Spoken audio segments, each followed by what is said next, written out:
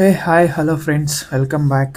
Good morning to everyone. ఈరోజు మన concept rag ecosystem ఎలా వర్క్ అవుతుంది, అసలు ర్యాగ్ అంటే ఏంటి, ఎందుకు యూజ్ చేస్తారు అనేది చూద్దాం.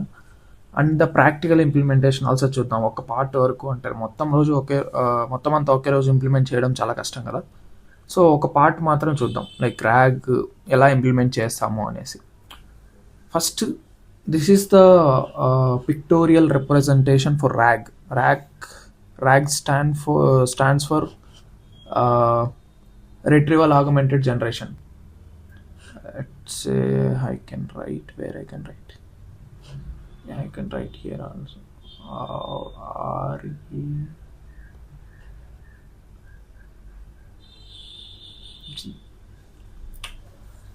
RAG అంటే రిట్రీవల్ ఆగ్మెంటెడ్ జనరేషన్. ఇది ఎందుకు యూజ్ అవుతుందంటే, లైక్ నేను ఇంతకుముందు ఒక ఎగ్జాంపుల్ డిస్కస్ చేశాను లాస్ట్ వీడియోలో. ఒకవేళ ఆ ఎగ్జాంపుల్ చూడకుండా ఇక్కడికి వస్తే మాత్రం ఫస్ట్ అక్కడికి వెళ్ళి ఆ ఎగ్జాంపుల్ చూసి రండి. ఎందుకంటే ఇది చాలా రిలేట్ అవుతుంది అనమాట. అదొక జస్ట్ రియల్ వరల్డ్ ఎగ్జాంపుల్, ఒక సింపుల్ రియల్ వరల్డ్ ఎగ్జాంపుల్ తీసుకొని, రియల్ వరల్డ్ ప్రాబ్లమ్ స్టేట్మెంట్ తీసుకొని దాన్ని ఎలా ఆటోమేట్ చేయాలో చెప్పా. సో అక్కడికి వెళ్ళి అది చూసి ఇక్కడికి రండి. So that you can understand better ఇది మాత్రం. So coming to the rag, ఇది ఎందుకు యూజ్ అవుతుంది అంటే, ఒక బ్రీఫ్ చెప్తా. ఫస్ట్ ఒక లోడ్ సోర్స్ ఉంది మనకి. లెట్స్ సే నాకు ఒక లోడ్ సోర్స్ అంటే ఏం లేదు, జస్ట్ PDF కానీ, ఎక్సెల్ షీట్ కానీ, వెబ్ సోర్స్ కానీ, మార్కెట్ డౌన్ ఫైల్ కానీ, note it down here. Let's say PDF కానీ, మార్కెట్ డౌన్ కానీ, ఎక్సెల్ కానీ, వెబ్ కానీ, ఇలాంటి డేటా సోర్సెస్ నుంచి మనం డేటాని లోడ్ చేసుకొని through using Python libraries and all, long chain library మనం ఫర్దర్ లాంగ్ చైన్ యూజ్ చేస్తాం కాబట్టి లాంగ్ చైన్ యూజ్ చేసుకొని ఈ డేటా సోర్సెస్ నుంచి మనం డేటా లోడ్ చేసుకొని, first phase we will load చేసుకొని and we will transform the data. ఇక్కడ ఒక ఆపరేషన్ పర్ఫామ్ అవుతుంది అనమాట. ఏ ఆపరేషన్ అంటే, ఈ బిగ్ డేటా ఏదైతే ఉందో, లైక్ నేను ఇక్కడ నుంచి ఈ ఫైల్స్ ఏదైతే ఉన్నాయో, ఈ లిస్ట్ ఆఫ్ డేటా సోర్సెస్ ఏదైతే ఉన్నాయో, అక్కడ నుంచి వచ్చిన రా డేటాని నేను డిఫరెంట్ చంక్స్గా విడగొడతాను. 1 2 3 4 చిన్న చంక్స్ అనమాట. చిన్న చంక్స్గా విడగొడతాను నేను. ఓకే, చిన్న చంక్స్గా విడగొట్టడం వల్ల ఏమవుతుంది అంటే, వెక్టరైజేషన్కి ఈజీ అవుతుంది అనమాట. అంటే నాకు ఒక బిగ్ కాంటెక్స్ట్ ఉంది, ఒక లెట్స్ సే ఒక 10,000 లైన్స్ ఆఫ్ ఇన్ఫర్మేషన్ అనేది ఉంది నా డేటా సోర్స్లో. దాన్ని అలాగే వెక్టార్స్గా కన్వర్ట్ చేయడం కంటే, దాన్ని స్ప్లిట్ చేసుకొని డిఫరెంట్ పార్ట్స్గా, చిన్న ముక్కలుగా స్ప్లిట్ చేసుకోవడాన్ని చంకింగ్ అంటారు. ఆ చంకింగ్ చేసుకున్న తర్వాత ఆ చంక్స్ని మనం వెక్టార్స్గా కన్వర్ట్ చేస్తాం. ఇక్కడ ఆ వెక్టార్స్గా కన్వర్ట్ అయిన తర్వాత ఏమవుతుందంటే, వెక్టరైజేషన్ అని ఒక కాన్సెప్ట్ ఉంటుంది అనమాట. MLలో కానీ ఎక్కడైనా ML మోడల్స్ చదువుంటే మీకు ఈజీగా అర్థమవుతుంది వెక్టరైజేషన్ అంటే ఏంటనేసి. వెక్టరైజేషన్ అంటే ఏంటంటే, ఈ చంక్స్కి మనం వెయిట్స్ ఇస్తామన్నమాట. ఆ వెక్టరైజేషన్ ఆపరేషన్ అనేది పర్ఫామ్ చేసి ఈ చంక్స్కి మనం డిఫరెంట్ వెయిట్స్ ఇస్తాం. మీరు ఎప్పుడైనా లెట్స్ సే ఒక సింపుల్ ఎగ్జాంపుల్ తీసుకుంటే, మీరు ఎప్పుడైనా ఆలోచించారా, లైక్ నేను ఒక ChatGPT కానీ, జెమినీ కానీ ప్రాంప్ట్ ఇచ్చినప్పుడు అది దాన్ని డేటా రీసోర్స్కి వెళ్ళి అది కరెక్ట్ ఇన్ఫర్మేషన్ ఎలా తీసుకొస్తుంది. దాని దగ్గర చాలా రిలేటెడ్ ఇన్ఫర్మేషన్ ఉంటుంది కదా. ఐ మీన్ నువ్వు ఇచ్చిన ప్రాంప్ట్ రిలేటెడ్ ఇన్ఫర్మేషనే చాలా ఉంటుంది కదా దాని దగ్గర. ఆ రిలేటెడ్లోనే కరెక్ట్ ఇన్ఫర్మేషన్ అది ఎలా గెట్ చేసుకొస్తుంది అని చెప్పి ఎప్పుడైనా ఆలోచించారా మీరు?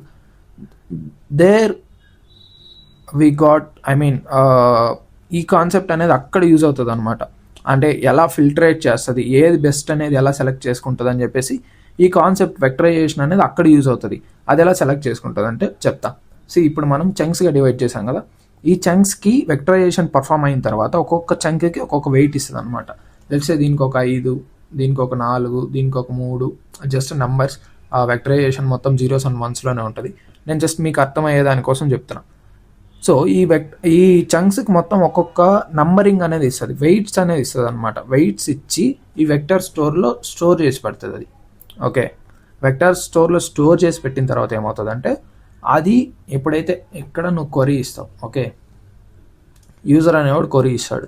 ఇక్కడ నుంచి ఆ క్వరీ ఎంబెడ్ అయిన తర్వాత వెక్టర్ స్టోర్లోకి వెళ్ళి సెర్చ్ చేస్తుంది.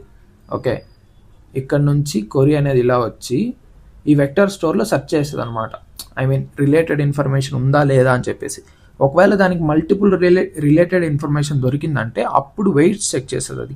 ఆ వెయిట్ చెక్ చేసి మ్యాక్సిమం వెయిట్ ఏది ఉంటే దాన్ని గెట్ చేసుకొని వెళ్ళి నీకు రిట్రీవల్కి పంపిస్తుంది అనమాట, ఇక్కడికి పంపిస్తుంది. ఓకే, మీరు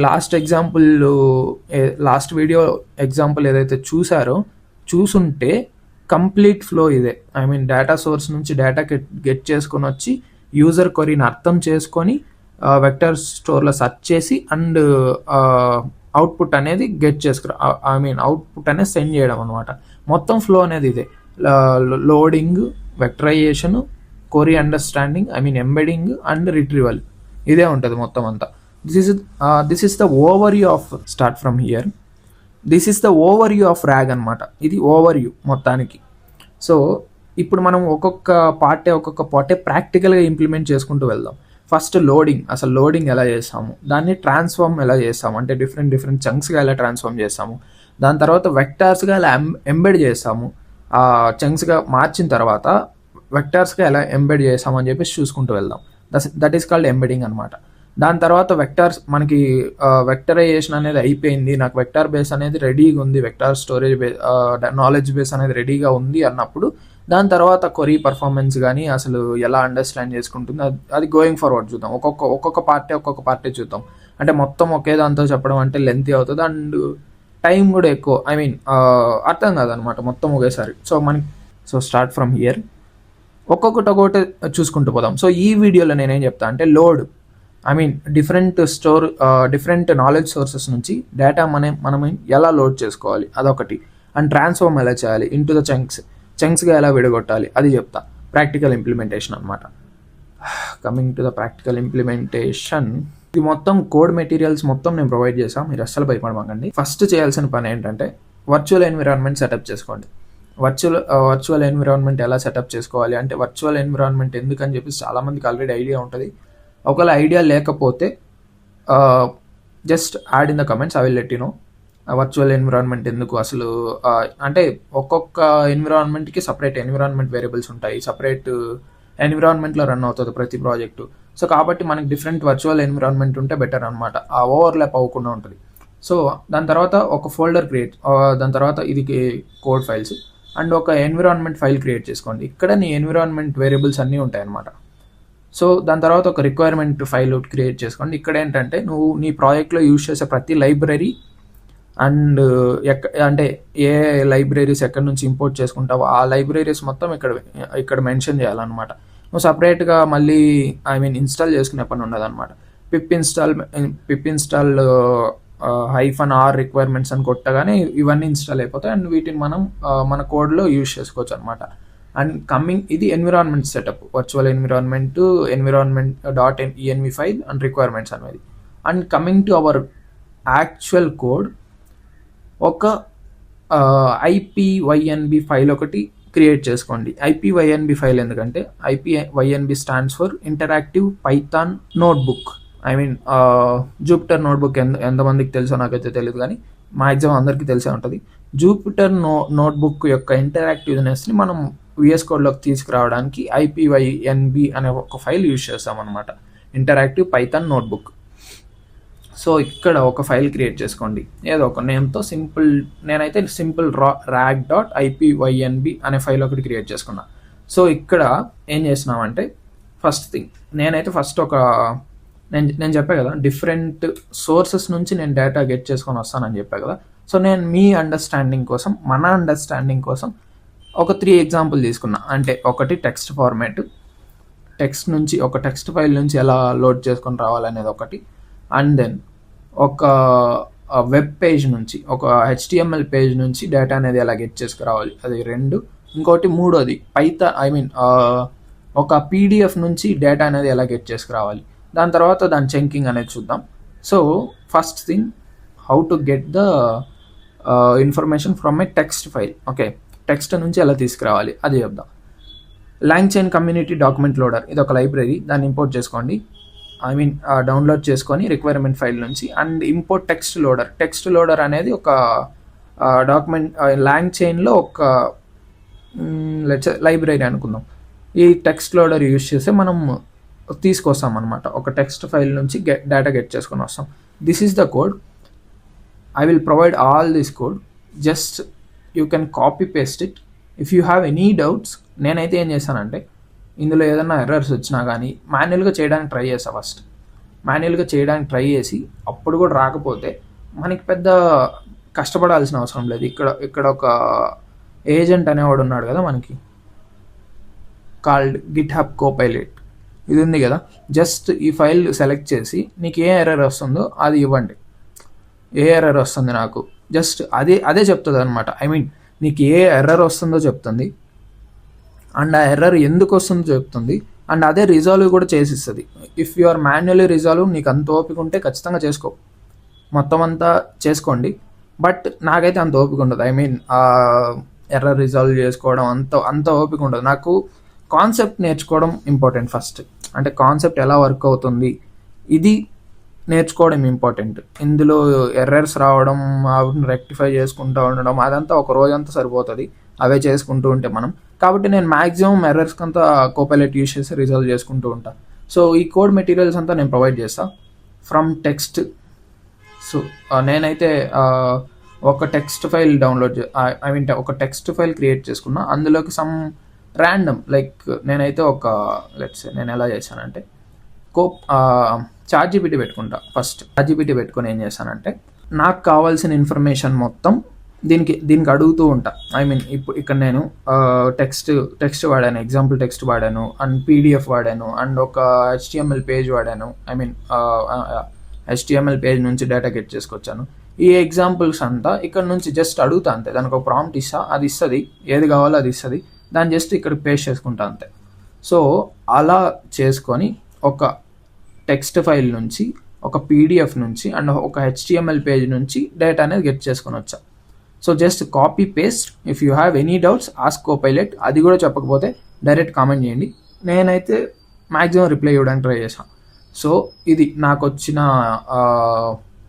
టెక్స్ట్ అయితే ఒక టెక్స్ట్ ఫైల్ నుంచి.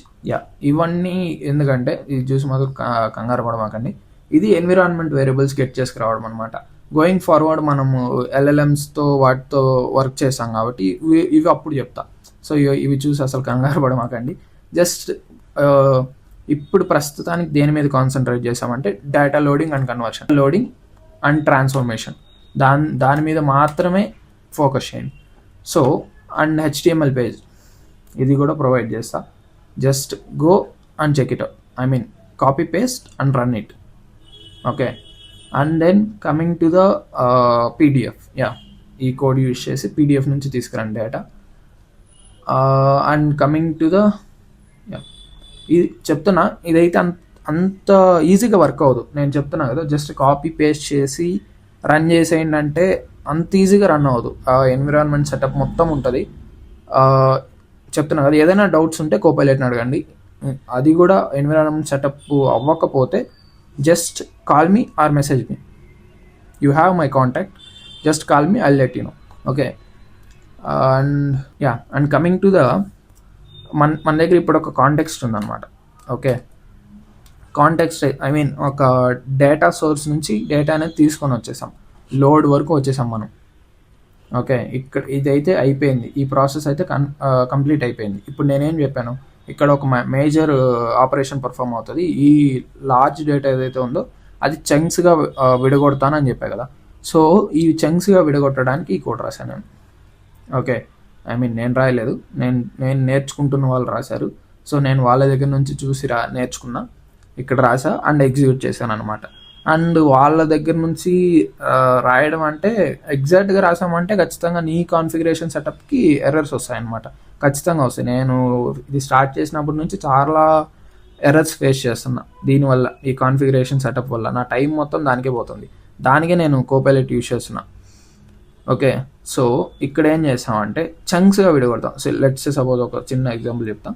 ఐ మీన్ నేను నా డాక్యుమెంట్ ఉంది కదా, ఇక్కడ చంక్స్గా ఎలా విడగొట్టానంటే ఇక్కడ లాంగ్చైన్ టెక్స్ట్ స్ప్లిట్టర్ లైబ్రరీ నుంచి ఒక కాంపోనెంట్ అనేది ఇంపోర్ట్ చేసుకున్నా, which is recursive character text splitter అనేది.